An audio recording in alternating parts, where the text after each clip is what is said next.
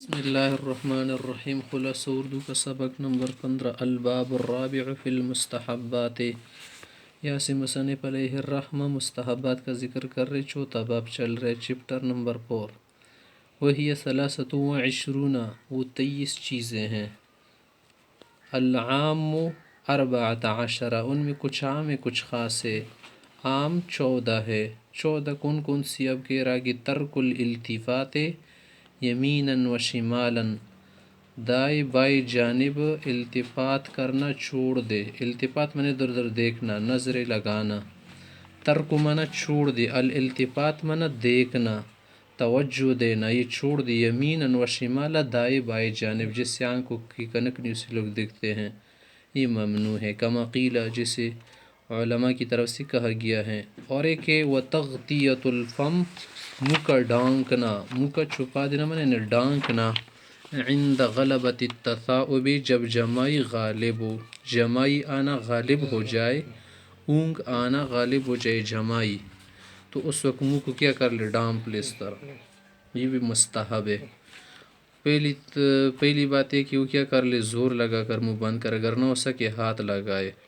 ودفع السعال کھانسی آنا بند کرے، کھانسی آنا دفع کرے، ہٹا دے، رفع کر دے. مستطاع جتنا ہو سکے. ساتھ ساتھ ایک اور مستحبی وزیادۃ القراءۃ علی 3 آیات، 3 آیات سے زیادہ قرات کرے. صرف انات نقل سر بسل رکن ہری نشانی کا پہ اتفاق نہ کرے، کچھ اور بھی پڑھ لے ساتھ.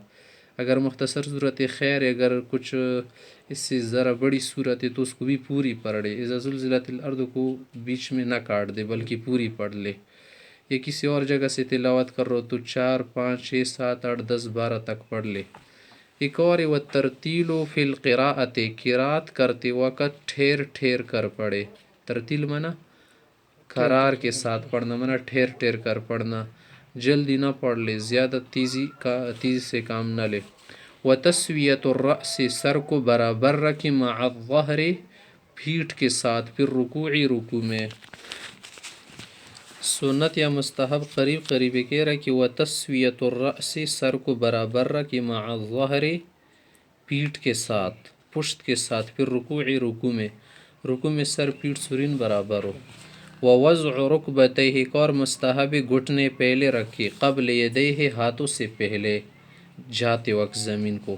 ویدیہ اور ہاتھ پہلے رکھے، قبل الانف ناک سے پہلے.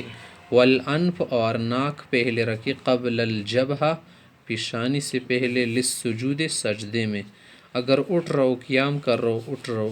وعلی عکس ذالک الرفع للقیام، اگر اٹھ رہا ہو تو اس کے برعکس کرے. پہلے کیا کرے؟ پیشانی اٹھائے، پھر ناک، پھر ہاتھ، پھر گھٹنے. جاتے میں پہلے گھٹنے، پھر ہاتھ، پھر ناک، پھر پیشانی. ایک اور مستحب والسجود بین الیدین، سجدہ دونوں ہاتھ کی بیچ کرے. یہ نہ کرے کہ ادھر ہاتھ رکھے چہرہ ادھر رکھے، یا ادھر رکھے اور ہاتھ نکالے، بلکہ ایک ساتھ رکھے، برابر میں اچھا لگے گا. وتوجہ اصابع یدیہ ہاتھوں کی انگلیاں ان کا رخ کرے، ورجلیہ اور پاؤں کی انگلیوں کا رخ کرے، نحو القبلہ قبلے کی طرف.